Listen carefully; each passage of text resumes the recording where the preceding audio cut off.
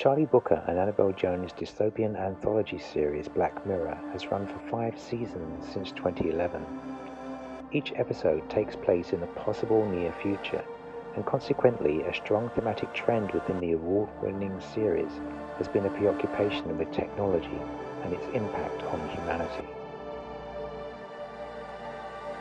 In Season 2's White Christmas, for example, the potential of the electronic personal assistant, such as Amazon's Alexa or Apple's Siri, is explored through a world where biotechnology has facilitated a process whereby an individual's thoughts and experiences can be copied and stored in a chip that has consciousness.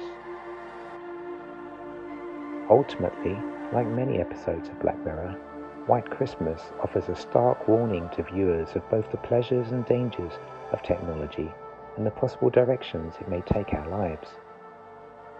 Season 3's San Junipero, therefore, represents something of a narratological departure for Booker and Jones. The episode begins in 1987 as 20-something Yulki pulls up to Tucker's nightclub and finds her apparent soulmate in a chance meeting with the eminently more confident Kelly.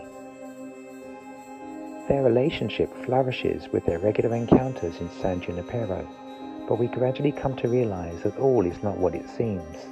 Kelly, for example, confides to Yulki that she was married while she appears far too young to have experienced the life-changing event to which she refers.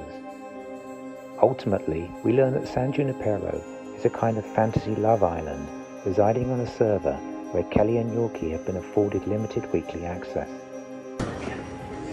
One night, she's 21, comes out to her folks.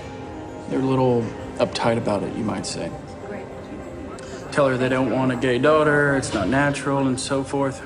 They fight, she gets in her car, runs it off the road, boom. When she was 21? Mm-hmm. More than 40 years back. It's been her whole lifetime, basically. Like Jennifer Hadey's play, The Nether, the virtual world is one in which society's social and ethical concerns are made even more complex and multi-layered. Both Kelly and Yulki are old and close to death. San Junipero, in a sense, represents a place of their lost youth, what might have been if they'd been braver about their sexuality when they were young. However, San Junipero also provides them with an opportunity to live on beyond their deaths. In this version of a Black Mirror future, human consciousness can persist beyond the confines of bodies that have become worn out and diseased by the years. So, the dilemma for Yulki and Kelly is whether to take the plunge and opt for a digital life in San Junipero, where they can live on in an accepting world, where unlike the Belinda Carlisle track that plays when Yulki first gets out of her car at the opening of the episode, heaven is not just a place on earth, but persists in a post-life, post-human world.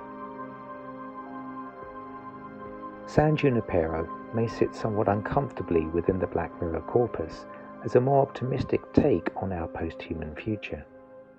As such, it provokes questions for us about the potentiality of the digital space to become a portal for a new kind of liberalism that in some senses seeks to put right the constraints and dogma of society's mores. But questions still remain.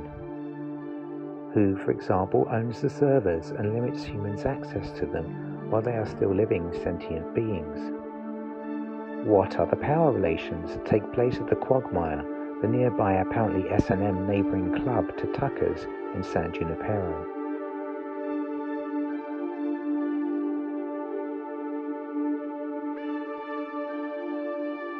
And what happens if and when Kelly and Yulki finally tire of the pleasures of San Junipero and seek to move on elsewhere, or just simply die?